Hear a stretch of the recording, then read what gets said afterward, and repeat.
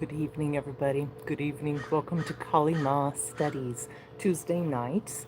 Every Tuesday night, we're going over the 1008 names as listed in the Kali Sahasranama. So, welcome tonight, and we are going to be going over verse 31 and names 234 through 243. And hopefully, you hear me okay. I'm outside. All right, so before we start, let's go ahead and clear our minds, bring ourselves into a sacred place of contemplation, and give greetings and salutations to the Holy Mother Sun Ganesha. Your hands to heart center, inhale.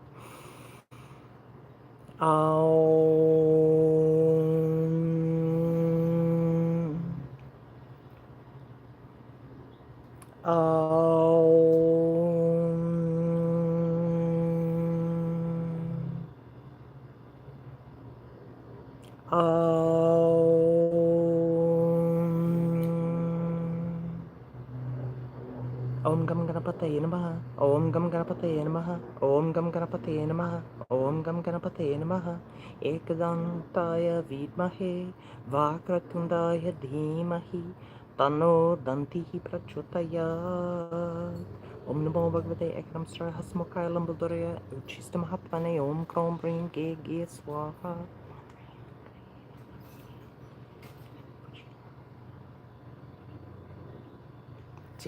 Jima. All right. Good evening, everybody. Good evening. Louis, Laya, Ram. Good to see you. So, like I said, I'm Kalavati Devi, and we're doing Kali Maa studies every Tuesday night, 6 o'clock Pacific Coast time. And the names for tonight are in the description of the video. But this is what the verse 31 sounds like tonight. We've got a lot of really interesting names and forms of Kali Maa to look at tonight. So this verse sounds like this. Śuddhā taraṇginī medhā, Lakini bahurūpiṇī, sthūlā sūkṣmatarā, bhagavatyanurāgiṇī. So let's take a look at each of those names one at a time. And how's the volume tonight? I'm outside, I'm not sure.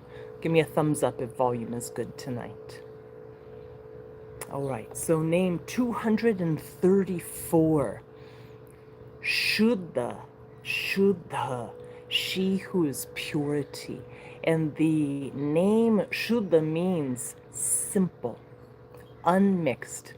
Namaste, Kari, Kakuma. Thank you. All right, volume's good. So Śuddhā means simple, unmixed, unadulterated, or clear and genuine. So this is the form of the mother who reveals to us truth and genuine wisdom. Śuddhā. All right, the next name is taraṇginī. And this in some of the books is defined as she who makes waves. But taraṇgi also means she who is the waves, she who is billowing or dynamically flowing and fluid. Remember, last week we talked about Tara, and she had to do with the waves of life, and the waves of the mind, and the waves of emotion. So taraṇgi. So this form of the mother is the mover and the dynamic billowing of the waters that move. You know, why is that name important? One reason is, we reflect back on some of the other discussions we've had about Kundalini Maa, indwelling Holy Mother, right?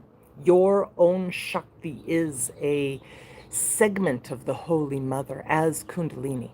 So when we recognize this, we know how to get on board with the harmonious stillness of divinity by stilling the mind, doing all the yoga principles that we understand, so that the movement of the mind can be directed by the divine rather than, the mind that gets caught in these weird hamster looping rat in a maze predicaments. So taraṇginī, she who is the waves. Now, another name that has to do with the mind is Kali Maa's name and form medhā, medhā. And in the puja book is she who is the intellect of love. But the word medhā goes deeper and means intelligence, understanding, and clarity of mind, similar to how we had the name prior, Śuddhā. But medhā is also Kali Maa as the form of wisdom, not just clarity and truth, but also wisdom. So we can extend that to discernment. A name that I really like, and a bit of a longer name tonight, Lakini. So Lakini is the third dhatu or chakra Dakini. And Lakini is she who manifests energies. But let's talk about Lakini all by herself. She is a yogini that presides over the Manipura chakra, the solar chakra, where there's the fire element and, the pancreas and heat, metabolism and digestion. But in a more esoteric layer, she is the form of Shakti that allows us to purify our ego, to purify our sense of what we are doing. So, Lakini has a lot to do with the muscles of the body. And the Manipura chakra has a lot to do with self-determination, feeling self-confident enough to try something, to do something. And it's also associated with contemplations like, do you have the guts? Because it's associated with the second mind, the gut mind, and our psychic gut and our metabolism gut are quite different. So when we see images of Lakini Maa, she has 3 faces. Let me show you a picture that I bookmarked. So this is Lakini Maa. And you can see she has 3 faces. And in this depiction, she also has the animal spirit of a vulture. And if you look closely at her hands, she's holding a flame. She's holding one hand up in abhaya, one hand out in varada. And then, that other hand above the flame is holding a vajra. So let's talk just a little bit more about that. I know we've talked about some of this symbolism previously, but sometimes we learn different things or it sticks different when we apply it differently. So let me look at my notes. The 3 heads of Lakini Maa represent what's called the Tri-Devi or Tri-Murti. Tri is 3. And so the triple Devi that consists of Saraswati, who we know is the goddess of knowledge and knowing and art and music. And the second head represented on the Tri-Devi is Lakshmi, the preserving quality, the nourishing quality who gives prosperity. And then, of course, Parvati or Mahakali, who protects and destroys. So 3 heads. Naturally, we saw in the picture she has 3 eyes. And, we've talked a little bit about the third eye concept. Excuse me. But when we're working with communing with the mother, one of our goals is to have that great opening of our vision that's beyond our human faculties of the 5 senses and 5 karma organs, but on that deeper level. So when we look at Lakini, we also see that she's holding a vajra, which I don't have one out here. I'm in the garden.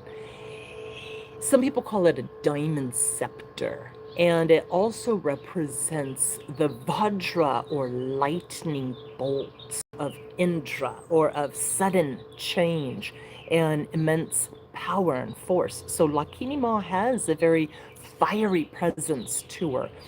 And as Kali Maa, she wields a ball of flame or just a ball of fire, sometimes not even in a container, just in her hand, like, superpowers. And this Agni is to transform us out of our darkness and tamas and ignorance, etc. We've talked previously about her mudras, Abhaya for no fear and Varada for granting boons, so we won't go back over that. But let's talk about her vulture head for a moment. So let's look again at the picture. This is a project that I made. And so that's the vulture's head that I chose. And you can see the Manipura chakra in the background. So anyways, vulture. What's the symbology? In some of the Tantra texts, she's said to have the head of a vulture. So vultures are known to bring purification and cleansing. They're large birds that are well known for eating the decay. So, dead animals, etc. And vultures specifically reveal the truths about life and death as well as rebirth. And vultures in the spirit world and the animal realm, they give us guidance to let go of what no longer serves us, old patterns, but also the kind of death that is necessary sometimes for the great transformation to occur. So when we see vultures cross-culturally, we also know that they function as guardians and intermediaries of the spirit world, and also cleansers of the underworld. So they're also associated with smashans. All right, so let me see what my notes say. All right, so let's move on to the next name. I like Lakini Maa, we had a lot to say. The next name is bahurūpiṇī. Bahurūpiṇī. And this means she who has many forms. And bahu means abundant, or many, or numerous, mighty in number. So as we know, we're on name 234. She has many, many forms. Another name for Kali Maa is sthūlā. Sthūlā. Those of you who have studied Ayurveda with me, you know what sthūlā means. It's one of the 20 qualities of the material world. And it means she who is the gross body. But it also means she who is physical form. She who is thick, solid, with heavy attributes. And her next name is sūkṣmā. Sūkṣmā. And this is another one of the qualities of the material world. And sūkṣmā is she who is subtle. Sūkṣmā means very intangible, tiny, very subtle. And then the next name is sūkṣmatarā. Sūkṣmatarā, she who is the subtle wave. We've heard Tara a couple times now. It's always associated with water, right? So sūkṣmā, subtle, Tara. This means she who is the subtle wave. Like the waves that you can't see, the waves that you can't hear, but the power is still there, even though you can't perceive it with your five senses. The root word sūkṣmā, as we know, means subtle, and tara as a suffix means either bright star or great or more. So this is also a name and form of Kali Maa that's associated with our refined impressions, our subtle thoughts, our own subtle nuances and vibration. And interesting also in Vedic astronomy or astrology, Sūkṣmatarā is the telescopic star. I liked that. Okay, 2 more names for tonight. Bhagavati. Bhagavati is the next name of Kali Maa, name 242. And this is she who is the female ruler of all.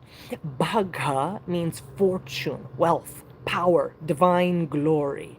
And Bhagavati means divine, fortunate goddess. Bhagavati is the Shakti, the Kundalini to Bhagavan. Bhagavan, many of you know who Bhagavan is. Bhagavati is the Shakti power of the Supreme Personality of Godhead. And the name Bhagavati is also used to denote Devi, who we talked about earlier, the three-headed or triple goddess form of Saraswati, Lakshmi, and Parvati or Mahakali. Okay, last name. Anurāgiṇī. Anurāgiṇī. She who is the feeling of emotions. You know, we have a lot of waves, water, emotions, subtle things. So Anurāgiṇī means actually filled with love and passion, creative, cherishing, and to be beloved. And Anurāgiṇī is also the name of the Holy Mother as Lakshmi, who bestows compassion and spiritual love. So Anurāgiṇī, we have a form of Lakshmi who gives prosperity and the feeling of emotion. And Bhagavati that rules all of the vibrations. And sūkṣmatarā, the one who rules the subtle wave. And sūkṣmā, she rules the subtle. And sthūlā, she rules the big, the gross, the physical. And bahurūpiṇī, she who is in many forms. Lakini, she who governs the manifested energies. And medhā, she who is wisdom. Taraṇginī, she who is the dynamic flowing and fluidity. And śuddhā, she who is simple, true, and pure. So I hope you enjoyed those names tonight. Next week we will have a next verse 32. And if you're ever looking for the words, remember they're in the description, so you can cut and paste them or read along. And if you're not subscribed, be sure to subscribe so that you could catch this each week as we go through the 1008 names of Kali Maa that are already written in the Kali Sahasranama, a beautiful text dedicated to the Holy Mother. So, namaste everybody. Have a wonderful evening. Tima, tima, tima.